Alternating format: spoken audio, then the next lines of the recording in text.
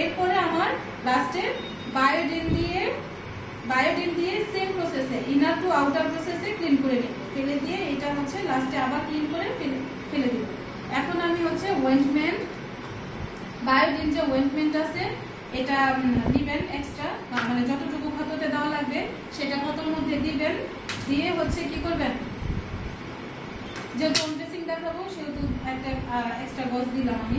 একটা ফার্স্টে শুকনা গজে এটার উপরে দিয়ে দিবেন, ওয়েন্টমেন্টের উপরে দিয়ে দিবেন। এই যে ছোট একটা গজ ক্ষত টেক্সচার অনুযায়ী আপনি দিলেন, দেওয়ার পর এখন আবার আরেকটা, যেহেতু আমার মাইক্রোপোর ট্যাপ লাগাতে হবে, এটার থেকে একটু বড় সাইজের গজ নিয়ে রাখবেন। রাখার পর মাইক্রোপোর ট্যাপ যে আমি কেটে নিয়েছিলাম, এই যে মাইক্রোপোর ট্যাপ চারপাশে লাগাই দিবেন।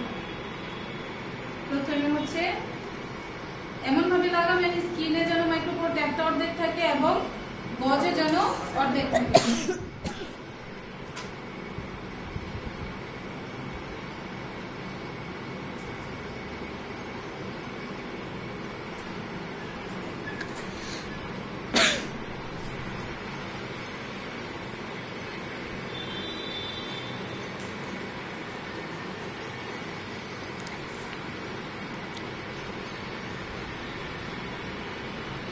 শেষ, ব্যান্ডেজ করা শেষ।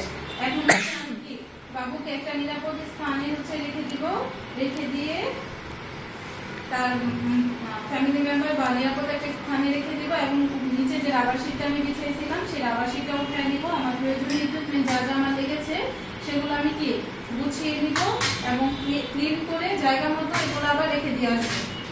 তারপরে আমি নিজে ক্লিন হব।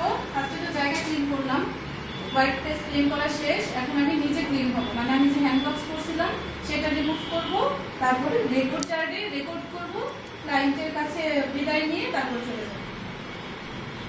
এটা গেল হচ্ছে মাইনর যে ড্রেসিংটা, এন্ড ওন ড্রেসিং কি ওরা আসুক তারপর দেখাবো।